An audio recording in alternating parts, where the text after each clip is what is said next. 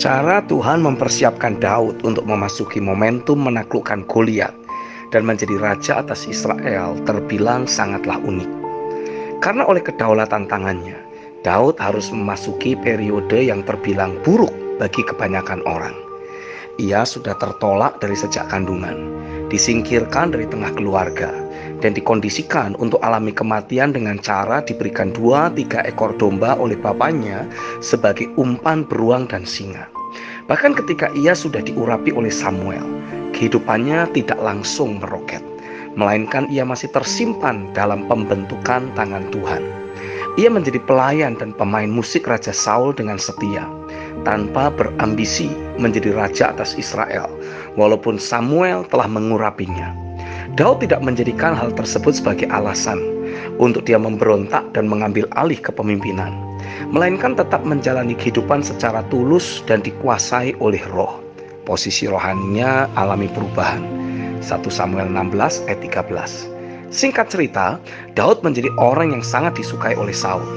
Sebenarnya, jika Saul memperhatikan promosi dari hambanya yang menceritakan tentang Daud, bisa saja Saul langsung mengangkat Daud lebih dari sekedar pelayannya, melainkan menjadi salah satu dari prajurit perang yang bisa diandalkannya. 1 Samuel 16 ayat yang ke-18 mencatat, lalu jawab salah seorang hamba itu kepadanya, sesungguhnya aku telah melihat salah seorang anak laki-laki Isai, orang Betlehem itu, yang pandai main kecapi. Ia seorang pahlawan yang gagah perkasa, seorang prajurit yang pandai bicara, elok perawakannya, dan Tuhan menyertai dia. Tapi lagi-lagi, oleh kedaulatan Tuhan, Saul tidak memperhatikan hal tersebut. Saul hanya ingin memanfaatkan Daud untuk kepentingan sesaat saja. Tapi hal itu tidak masalah bagi Daud. Ia tetap melangkah dalam ketulusan dan hormat terhadap Saul, sebab memang belum waktunya untuk Tuhan mempromosikan dia. Ia masih menyimpan Daud dalam tabung panah Tuhan. Dari proses Daud di atas, ada banyak orang yang tidak mau dan tidak menyukai jika hal tersebut terjadi pada dirinya. Banyak yang frustrasi, kecewa, putus asa ketika tertolak dan undur dari kegerakan karena tidak mendapatkan peran yang diinginkannya. Dan banyak juga yang ingin buru-buru menaiki anak tangga promosi ketika Tuhan berfirman kepadanya bahwa dia akan dia pakai menjadi orang yang berpengaruh. Berbeda dengan Daud, ia sangat menikmati proses yang ada dan tetap tulus, tanpa dendam dan ambisi. Ia tahu dengan pasti siapa dirinya di dalam Tuhan, sehingga ia tidak undur diri dalam proses kehidupan yang Tuhan tetapkan. Sikap hati Daud tersebut membuat Tuhan membawanya untuk melebur dalam kepentingan secara korporat bangsa Israel.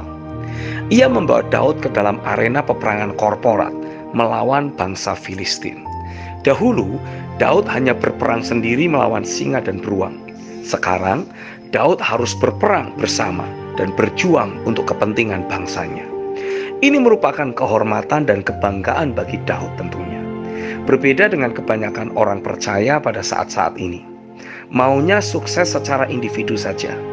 Mereka lebih senang melawan singa dan beruangnya saja daripada berjuang untuk kepentingan kerajaan sorga secara korporat.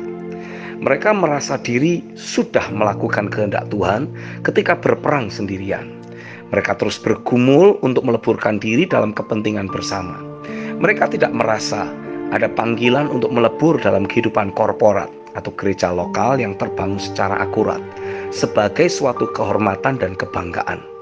Padahal itu merupakan kunci sekaligus pintu gerbang untuk memasuki hari depan yang gilang gemilang bersama dengan Tuhan. Karena memang yang Tuhan inginkan adalah fungsi sebagai kesatuan tubuh Kristus. Dalam Daud melawan Goliat, ia memang alami kemenangan. Tapi di saat yang sama, ia juga memberikan nyawanya untuk kehidupan korporat. Bukan tanpa resiko Daud melakukan hal itu. Tapi dia tahu dengan pasti, saat ia memberikan nyawanya, justru ia akan menerimanya kembali. Karena tanpa kematian dari ambisi pribadi, maka tidak akan ada kebangkitan.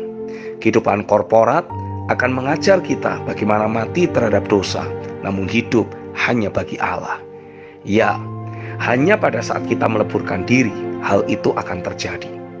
Daud tahu dengan pasti Kemenangannya secara pribadi merupakan bentuk pelatihannya untuk meraih kemenangan secara korporat. Jadi, Daud kuat untuk kepentingan bangsanya. Ia jadi ahli berperang untuk kepentingan bangsanya. Itulah Daud. Disinilah saya menyadari untuk saya terus gila-gilaan membangun diri saya semaksimal mungkin. Bukan untuk kepentingan saya lagi, melainkan kepentingan korporat kerajaan sorga. Apapun yang kita lakukan, hanya semata-mata untuk kepentingan korporat tersebut.